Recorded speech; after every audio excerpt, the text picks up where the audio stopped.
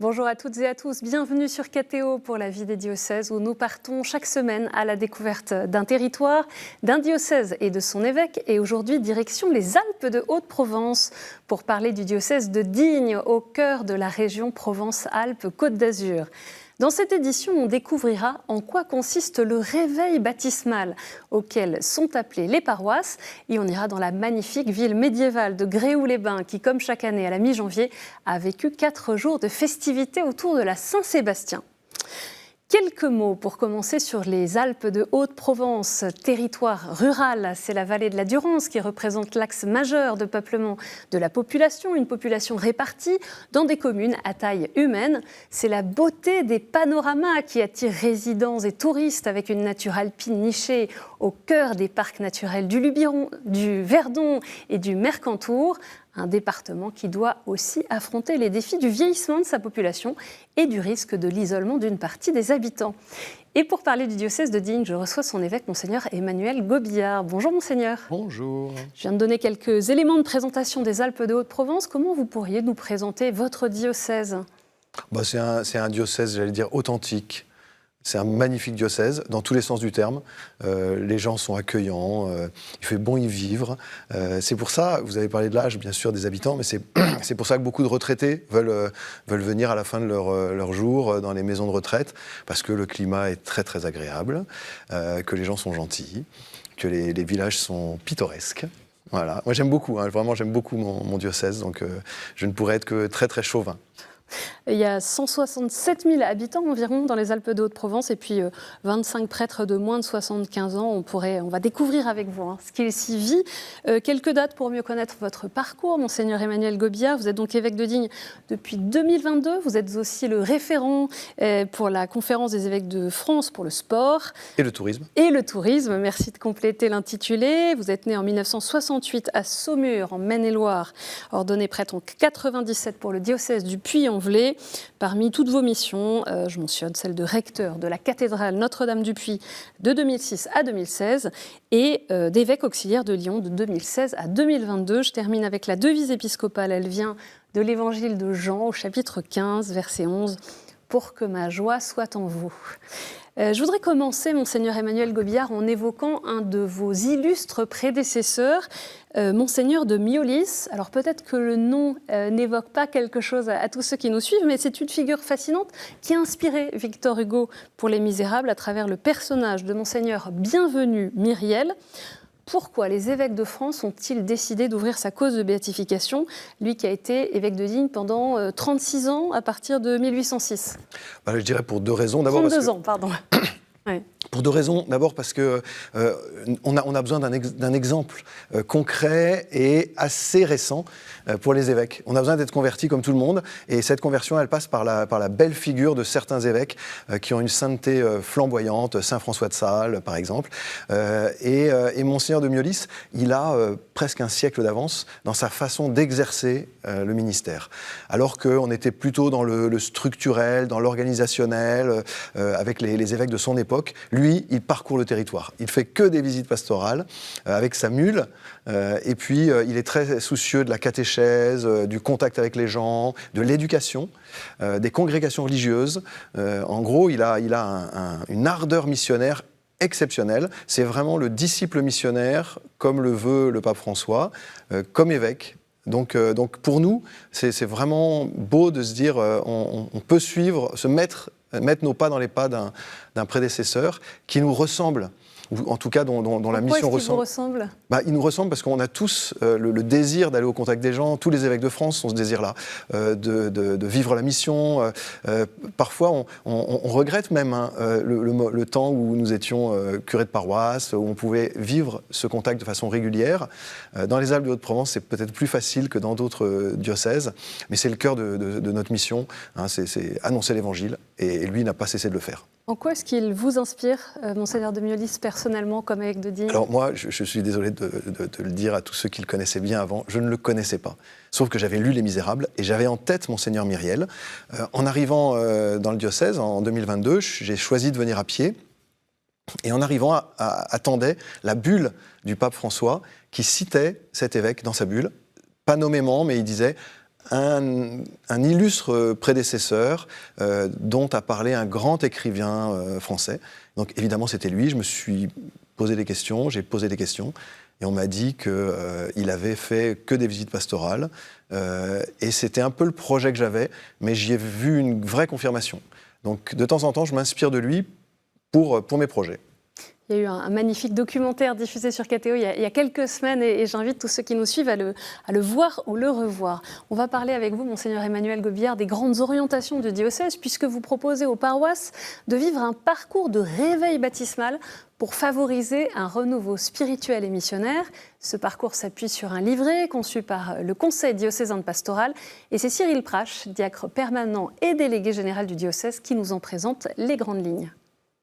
L'objectif du réveil baptismal, c'est de permettre à chaque habitant du territoire de notre diocèse de faire une rencontre personnelle avec le Christ. Les 3 grandes étapes du réveil baptismal en paroisse sont d'abord une série de 8 rencontres. Ensuite, on a une retraite de un week-end plus le vendredi soir. Et puis, des petites fraternités sont mises en place en paroisse pour permettre aux gens d'assumer ensemble des missions en paroisse. Il est important que ce réveil baptismal se décline en paroisse pour que chacun se l'approprie au niveau local, pour que tous les habitants d'un secteur paroissial puissent établir, nouer, peut-être aussi nourrir cette relation personnelle avec le Christ. Pour le réveil baptismal, ce qui me semble essentiel, c'est que chacun comprenne que c'est un cadeau qu'il peut se faire à lui-même. Nourrir sa foi, l'éclairer autrement et être chrétien avec d'autres, c'est juste enthousiasmant. Et cette relation personnelle avec le Christ sait déjà quoi en faire. C'est son projet pour chacun de nous. Ce réveil baptismal, ça s'inscrit dans une vision plus large que vous avez présentée au diocèse dès 2022. Oui, je dirais que pour partir de la fin, il y a 3 étapes dans ce mouvement, dans ces orientations pastorales que j'ai proposées au diocèse de Digne. En commençant par la fin, je dirais, on souhaite, tout le monde souhaite que tous les chrétiens, tous les baptisés soient des disciples missionnaires. C'est eux qui doivent exercer la mission dans la paroisse. Donc, je reviens en arrière et du coup, j'ai envie de dire... Ça, c'est l'objectif, c'est la finalité. Ça, c'est l'objectif, que tout le monde soit missionnaire, disciple missionnaire. Et en revenant en arrière, on a vécu des rencontres, des visites pastorales de tout le diocèse, donc contact avec la population. Et puis, après ces 2 ans de visite pastorale, j'ai choisi que les baptisés, ou pas d'ailleurs, ou les catéchumènes, ou tous ceux qui se posent des questions, puissent vivre cette rencontre avec le Christ dont parlait Cyril, à travers une retraite. Et donc qu'ils puissent, pour les plus anciens d'entre nous, les plus anciens baptisés, qu'ils puissent avoir cette jalousie, je leur permets une jalousie. Vous savez, on parle tellement des catéchumènes en disant les catéchumènes c'est formidable, ils sont enthousiastes, ils sont enthousiasmants, ils ont le feu, etc. Et je leur ai dit, mais vous, c'est possible aussi. Donc cette petite jalousie qui vous fait regarder les catéchumènes avec envie, en vous disant « Ah, c'était bien les temps de mes premiers amours avec le Christ », c'est possible. Voilà. Et c'est donc ce temps-là, ce 2e temps, qui sera le réveil baptismal, en fait, faire vivre à tous les chrétiens qui le souhaitent, ou pas, cette rencontre avec le Christ, qui a été décisive pour les catéchumènes. Et faire un petit fervorino, un renouveau intérieur, retrouver ce lien. Ça peut même être une première fois pour certains, parce qu'on peut dire on a été baptisé bébé, on a suivi le parcours, et puis on continue d'être fidèle, mais on n'a jamais vécu ce feu-là peut-être. Alors c'est souvent une première fois, en tout cas, je suis frappé de voir que c'est souvent la première fois que les chrétiens vivent une retraite. C'est pas une retraite longue, c'est une retraite de 2 jours, mais presque tous ceux qui la vivent me disent c'est la première fois qu'on s'arrête et qu'on est enseigné, qu'on est préparé à rencontrer le Christ. Et ensuite, j'allais dire, c'est le bon Dieu qui fait le reste. Chaque parcours est différent. Et les premières paroisses qui ont vécu ce réveil baptismal ont connu et connaissent un dynamisme assez surprenant. Ça passe par quels moyens pour susciter ce réveil, à part l'intention, le discours, l'envie de... Donc il y a cette retraite de 2 jours qui est précédée par 8 rencontres que le Conseil diocésain de pastoral, comme vous l'avez dit, a préparées, de manière à ce qu'on puisse découvrir l'amour du Père, la communion de l'Esprit Saint, la grâce du Christ, Et que ça nous conduise petit à petit à travers une catéchèse très simple jusqu'à cette retraite pour que les personnes qui participeront à la retraite soient bien préparées, voilà, et soient en attente, en désir. Et après, donc, il y a l'autre étape, ce sont les missions paroissiales, et certaines des paroisses en sont déjà là. Voilà, c'est ça. C'est-à-dire qu'une fois qu'on a, entre guillemets, réveillé, enfin, que le bon Dieu a réveillé tous ces gens, c'est assez important. Hein, à Barcelonnette, c'est 58 personnes. Donc, pour un village comme Barcelonnette, c'est vraiment très, très important. Et ben, à partir de ce moment-là, ils forment des petites fraternités pour entretenir la flamme, fraternité de la parole. Et ensuite, il y a des missions paroissiales, j'allais dire comme au 19e, mais là, le diocèse, alors il y a quelques éléments du diocèse dont je ferai partie qui viendra pour lancer la mission, pour exercer un enseignement, pour faire un enseignement auprès des personnes, pour les former pendant 3-4 jours. Et ensuite, c'est eux qui seront les missionnaires. Ayant été formés, ayant été lancés dans la mission, c'est eux qui iront comme ils veulent, comme ils le sentent, comme ils sont. Hein. Il n'y a pas de règles, il n'y a pas de recette en fait, de la mission.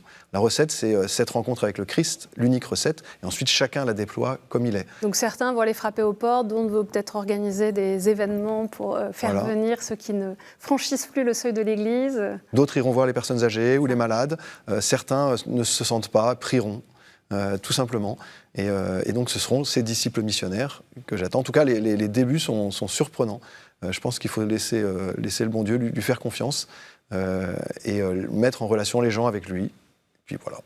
On a évidemment beaucoup parlé de synodalité ces dernières années avec ce grand synode de l'Église universelle. Comment est-ce que cette notion-là, puisque l'Église est synodale, s'incarne concrètement dans un diocèse comme le vôtre ? Alors, c'est très concret. J'ai demandé à tous les conseils pastoraux, conseils économiques, conseils des tutelles pour l'enseignement catholique, par exemple, OGEC, de respecter le droit de l'Église. C'est-à-dire, quand un mandat est pour 6 ans, il s'arrête au bout de 6 ans. Ça ne veut pas dire que les gens ne font rien ou qu'ils sont désœuvrés, mais ils changent de mission. Et ça a été surprenant parce que, de fait, presque tous les membres des conseils avaient dépassé cette période. Et donc, presque tous les conseils ont été renouvelés de personnes plus jeunes, parfois surprenantes pour nous, qui n'étaient pas tellement liées à l'Église. Ça nous a fait comme un nouveau souffle.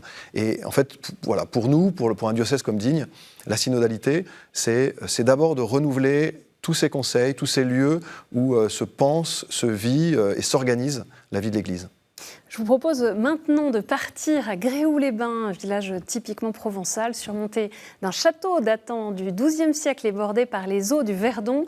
Tous les ans, à la mi-janvier, la bravade de San Bastien rend hommage à Saint Sébastien, saint patron de la ville, protecteur de la peste. 4 jours de fêtes populaires qui sont aussi une occasion d'annoncer l'Évangile, comme nous le montre ce reportage de Philippe Mouret. Saint Bastien, à la suite de notre Saint-Sébastien, à la rencontre du Christ, en avant. Comme chaque année, c'est à coups de mousquet que les bravadeurs lancent la procession de la Saint-Sébastien. C'est au XVIIIe siècle que la communauté villageoise s'est placée sous sa protection face à la peste qui ravageait la Provence. Les Griséliens et les habitants de la région restent très attachés à la figure du saint martyr, comme l'explique le vice-président du groupe San Bastian, qui a pour vocation le maintien des traditions provençales. Je suis croyant depuis mon enfance, pas un grand pratiquant, mais Saint-Sébastien est notre saint protecteur. Donc c'est quelque chose auquel on est très attaché.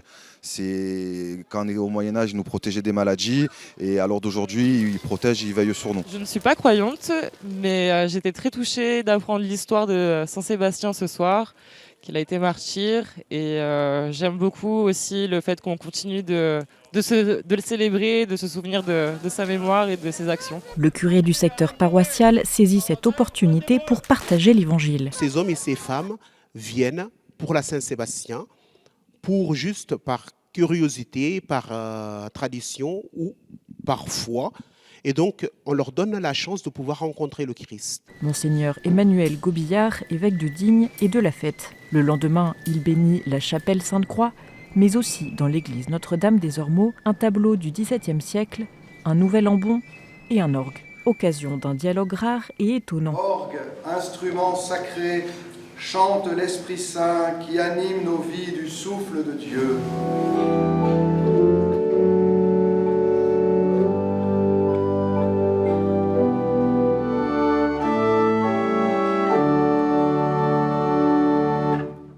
Les habitants de Gréoux-les-Bains et du département sont très attachés à leur tradition et à leur patrimoine.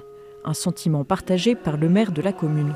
Comme l'indiquait ce matin Monseigneur l'évêque, nous sommes dans un passage de rénovation intérieure. Eh bien, nous accompagnons aussi au mieux la rénovation et l'amélioration de ce cadre de vie également pour le culte. À Gréoux-les-Bains, les enfants inscrits au catéchisme sont en augmentation, tout comme les catéchumènes adultes. Une église en marche qui fait perdurer l'héritage d'une tradition séculaire. C'est un rendez-vous pour toute la population locale. Comment est-ce que ça permet aussi aux paroissiens d'aller à la rencontre des habitants qui ne vont pas forcément à l'église tous les dimanches ? Alors, on a beaucoup de temps de convivialité dans les Alpes de Haute-Provence. On ne le voit pas beaucoup dans le reportage, mais pour moi, c'est très, très important. Tous ces temps un peu gratuits où on voit les pompiers, les gendarmes, tous les gens qui viennent pour le vin chaud après la procession, où ils nous racontent leurs histoires, ils nous demandent de les bénir, ils nous présentent leur famille. Et c'est tout ce contact-là, par le curé, par le diacre, par l'évêque, par tous les paroissiens qui sont là, et qui viennent d'entendre d'ailleurs la veille parler du réveil baptismal, qui se mettent en route pour aller à la rencontre des gens. En fait, ce qui se vit dans ces fêtes populaires, il y en a plein dans tous les villages, c'est déjà la poursuite des visites pastorales. C'est une visite pastorale aussi, d'une certaine manière, réalisée non plus par l'évêque, mais par les gens. Et on les exhorte à ça. On leur dit allez à la rencontre, découvrez les liens que vous avez avec toutes les personnes qui sont là, et vous verrez. Ça créera une unité, une véritable unité, une communauté. Donc c'est très utile, c'est très important. En tout cas, dans mes visites pastorales, il y a eu 2 temps. Il y a eu le temps des fêtes liées à l'Église, plutôt patronales. Et puis, j'ai essayé d'isoler toutes les fêtes qui étaient plus liées à une population qui n'a pas l'habitude de fréquenter nos églises. C'est le cas de la Saint-Sébastien, la fête de la Châtaigne à Revès-du-Bion, les fêtes de la lavande, la fête de la truffe à Montpezat. Toutes ces fêtes-là, la fête du fromage de Banon, ça, c'est très important. Non, mais voilà, il y a des milliers de personnes qui viennent à ces fêtes-là. Et ça donne envie, en tout cas, de les découvrir. On a vu tout à l'heure le maire de Gréoux-les-Bains. Quelle relation est-ce que vous vous entretenez avec les élus locaux, avec les pouvoirs publics plus généralement ? Vraiment excellente. En fait, là, il y a eu les vœux il y a quelques temps de l'évêque aux autorités, et je leur disais, en fait, on poursuit la même finalité. On veut que les gens soient heureux. Nous, par les voies de l'Évangile, vous, par le bien commun. Mais finalement, si on poursuit la même finalité, on ne peut que s'entendre. Et de fait, on s'entend très bien.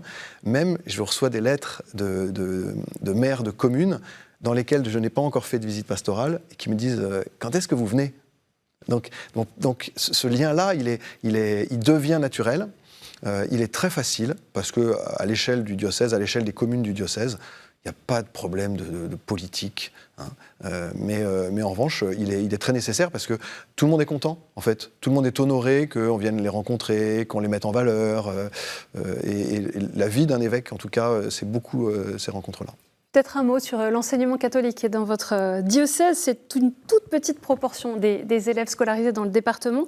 C'est quoi la particularité des établissements scolaires de l'enseignement catholique dans les Alpes de Haute-Provence? Alors c'est l'âge, c'est vraiment tout petit, effectivement, c'est plutôt des maternelles et des collèges.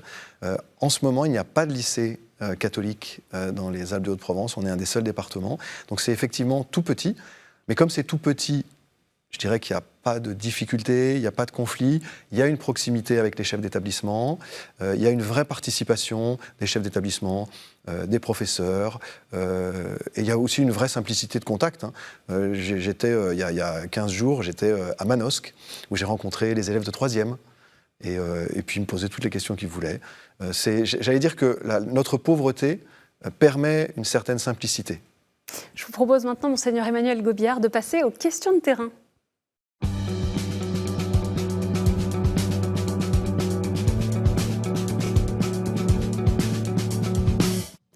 Et je vous propose une première question de Jean-Marie, diacre, qui est sur le secteur paroissial d'Oraison. Bonjour, Monseigneur. avez-vous des astuces pour fidéliser des catéchumènes après leur baptême et leur confirmation? Merci. Petit clin d'œil à Monseigneur d'Ornelas, puisqu'il vient d'arriver du diocèse de Rennes, Jean-Marie. Et donc merci Jean-Marie pour cette question. Il me semble que, comme disait saint Paul, il y a la nourriture liquide et la nourriture solide. Quand ils ont reçu le baptême, il faut accepter de les faire changer de catégorie. Et le meilleur moyen, c'est de leur dire « nous avons besoin de vous » et de les engager dans un service ou de leur proposer de rendre service. Voilà. Dans le diocèse, il y en a pas mal qui choisissent les équipes de préparation au mariage. Certains, dès 1, 2 ou 3 ans après leur baptême, choisissent de faire partie des équipes catéchuménat ou de préparation à la confirmation. En fait, de leur dire, attention, ça ne va pas être comme avant.